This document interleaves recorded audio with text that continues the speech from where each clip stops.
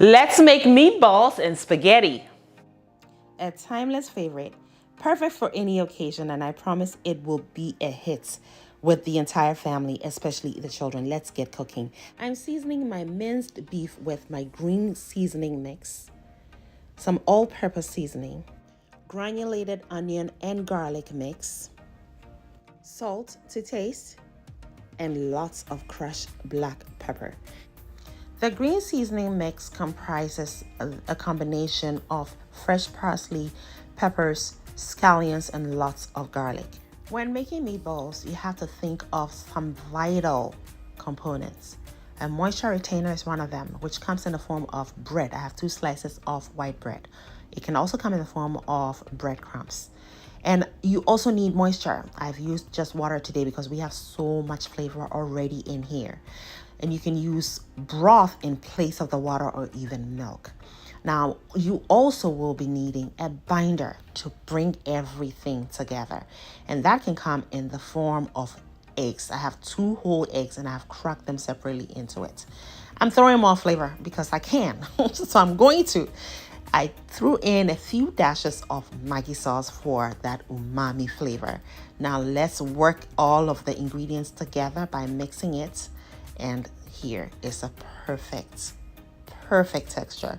We're ready to form our meatballs. So let's do exactly so. Now here is the pan I'm going to be cooking in. I throw in just a few drizzles of cooking olive oil. And then I use an ice cream scooper. I'm using a very small one today because I want small meatballs. And I scoop an amount into my palm and form them into balls, and then they go straight into the pan. Now you can heat up your oil and then put your meatballs in. But listen, I like the soft life, and this right here is soft for me. So I'm going this route. All right. I don't want to throw them into hot oil. Yes, we're going to get a good sear on these. Just watch. All right. And they're ready to go on the stove now. Now, the rest of the meatballs, you notice I made quite a bit here, but I only needed a fraction of the entire amount. So the rest I'm forming into bigger meatballs using a larger ice cream scooper. Now, I'm just going to wrap this up and throw it into the freezer. I will be using it in another recipe I will be sharing with you soon. So stay tuned into Nanabe's Kitchen. All right, now we are also going to be cooking our spaghetti here shortly. So we're going to bring all of this water to a boil. And the meatballs, as you saw previously, are already lined up in that greased pan so we can get that important sear on them. Best practice, as we have learned over the years in cooking, is you heat up your oil before you throw your meatballs in here. However, as a busy parent returning home from work, I totally get it. Some days you just don't have hours to spend in the kitchen whipping up a gourmet meal. That's why I like to embrace what I call the soft life of cooking. I like to think of it as smart shortcuts that help me get dinner on the table quickly and deliciously, so my family can dive into a nutritious meal without the fuss. All right, let's make mealtime a breeze. You know, we're just cooking for our families here, so no one is going to give you a fine for cooking things in the reverse or a trophy for cooking it the right way. You know what I'm saying? So now let's cook. Let's cook the sauce. And for that, we're going to need already made tomato stew, green seasoning mix, tomato paste, half and half. For a rich velvety texture and finish to our sauce, we'll also need some curry powder, salt and crushed black pepper to season, and some onions. I'm using shallot onions. I'm just going to cut them slicely and we're ready to cook.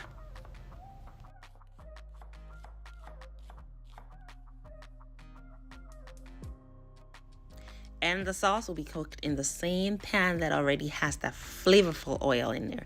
I forgot to show you this important thing here. Look at how juicy this meatball is. How could I forget this right here? Just look. It's dripping. It's so good. Oh yeah, I had to have a piece. So the onions go into the oil, seasoned with some crushed black pepper and some salt. You know how we like to season each layer.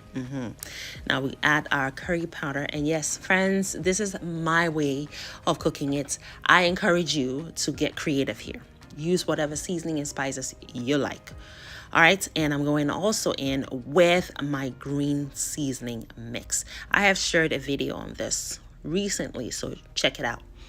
All right, you want to cook that for about a minute, and then you go in with your tomato paste. All right, and then you want to stir that in until mixed in evenly, and you want to cook that for about 2 minutes, still on medium heat.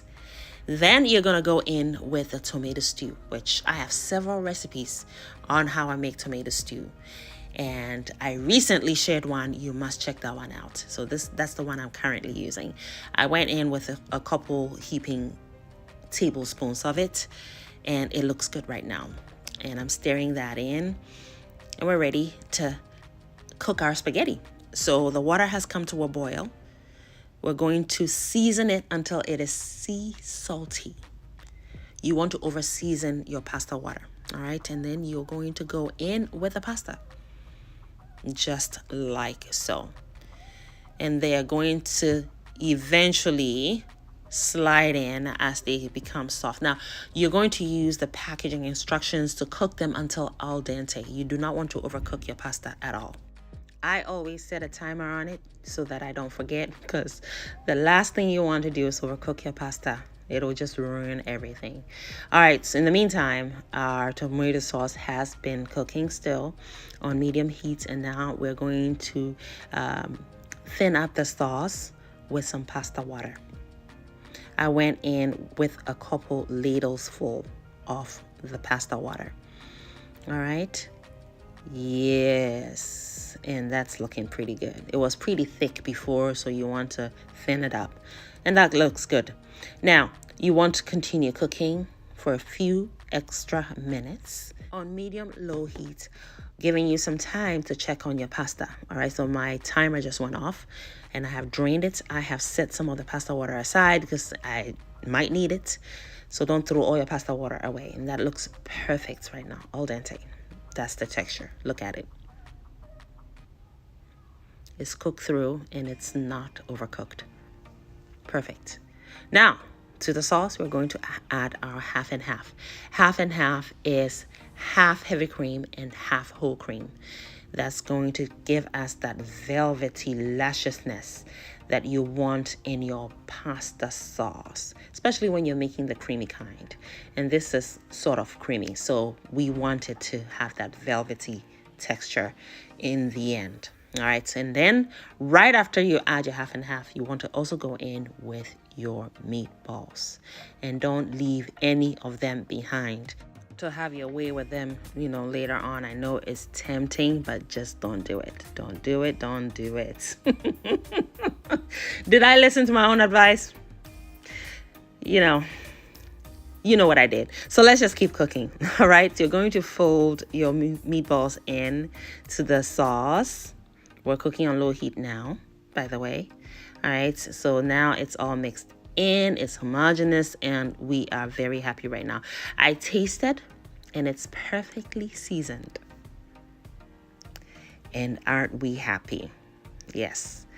So it's simmering down gently on low heat. I apply the lid for about 5 minutes before I add the pasta. And 5 minutes later, it looks perfect. It's simmered down beautifully. And now the flavors are unified.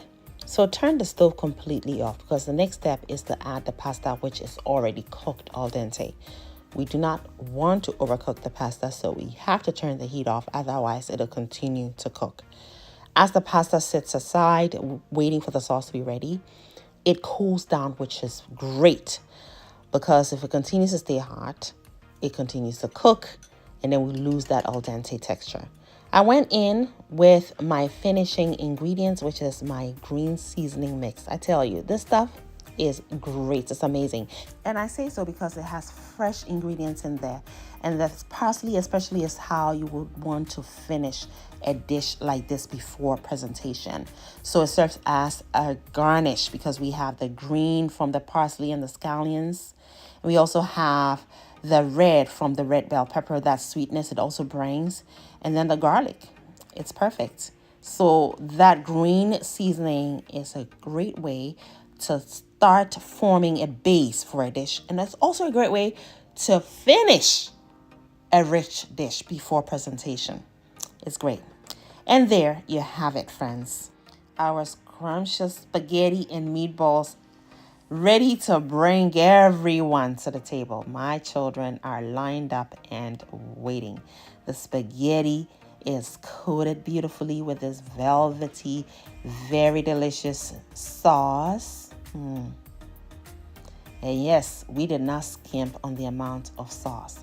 You want this to be doused in the sauce. You want it to be coated heavily with the sauce. You want the sauce to drip just like so.